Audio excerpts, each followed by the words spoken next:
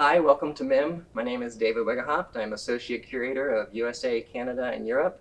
And today I'm going to talk you through the Fife and Drum exhibit in the USA, Canada Gallery.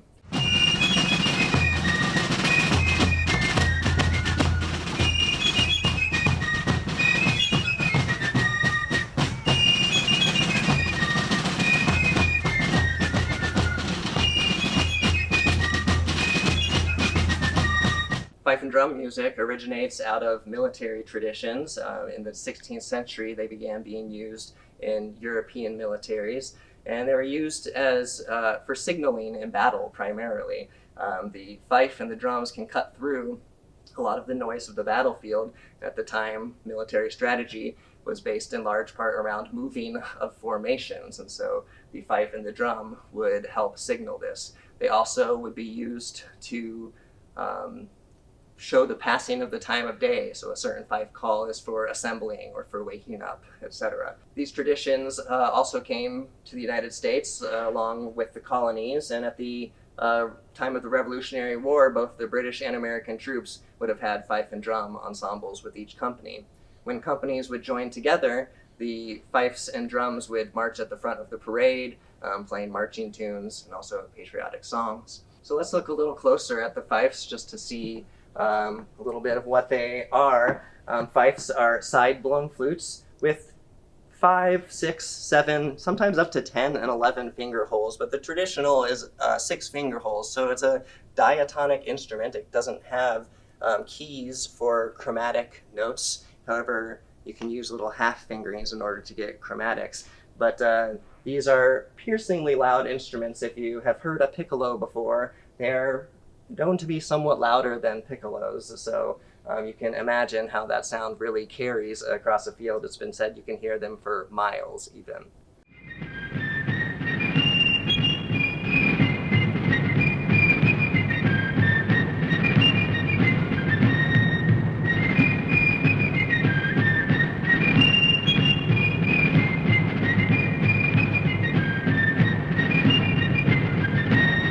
As technology progressed into the 19th century, as we approached the Civil War, brass instruments became easier to manufacture, and they had valves, and so could play more notes than just the non-valved bugle. So bugles began to replace the fife and drum tradition a little bit, but fifes and drums remained throughout the Civil War. One of our really nice drums in the collection actually is a Civil War era drum made by Eli Brown. The Brown family is said to have descended from an immigrant who came on the Mayflower. They settled in Connecticut, Wintonbury, Connecticut, where Eli Brown became a drum maker. There's about 100 existing drums still by Eli Brown. If you're a big MIM fan, you might remember this drum as the sort of cover model for our Beyond the Beat special exhibition in the Target Gallery in 2015. But the Brown drums are known for their tack work and just general construction. You'll see one interesting thing about these drums is their tension systems. They use rope tension, and you use these tugs to tighten, which pulls on the rim, tightening the drum head, making for a drum that is ready to play and sound across the valleys.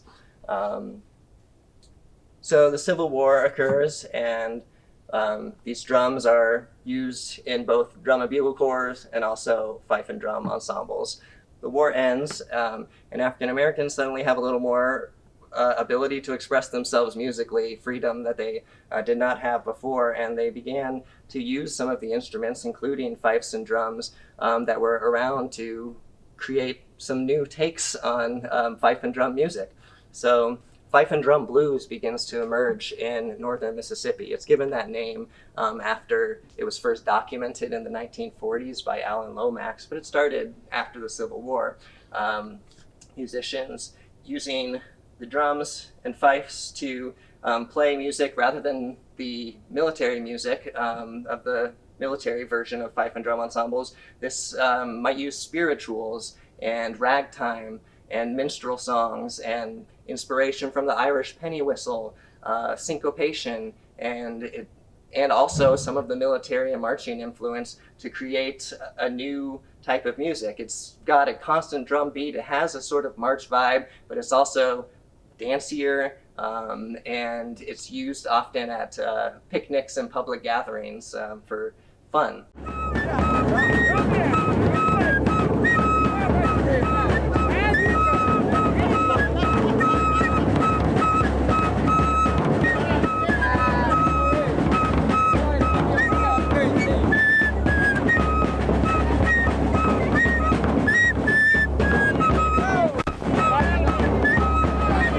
Here at MIM, we're lucky to have two fifes made and played by Otha Turner, who in the 20th century was probably the most prominent, at least the second half of the 20th century, the most prominent fifer around. Otha Turner lived in Panola County, Mississippi, and he grew up working the land and helping his mother raise his siblings, and he learned how to blow the fife and found that to be a satisfying mode of self-expression, and he learned how to use a hot poker and the right length of cane to build his own cane fifes. Otha, every single Labor Day, would have a cookout where his band, the Rising Star Fife and Drum Band, would entertain throughout the cookout. It's a dance-like atmosphere throughout. It's known to be a really great party. Otha Turner passed away in 2003, but the Fife and Drum blues tradition is mainly carried on today by his granddaughter, Sharday Thomas, who still performs under the name the Rising Star Fife and Drum Band.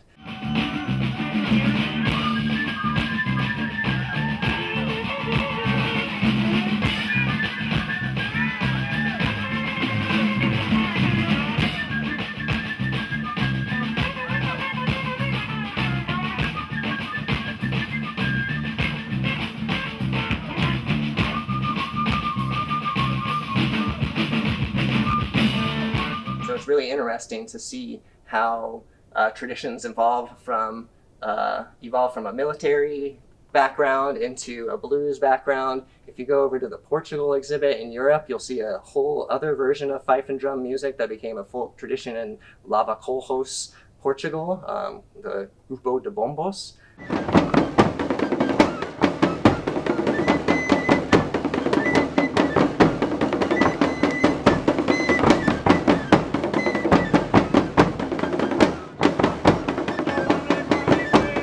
It's always very interesting to see how new music emerges from sort of standardized instrumentations and what that can mean around the world.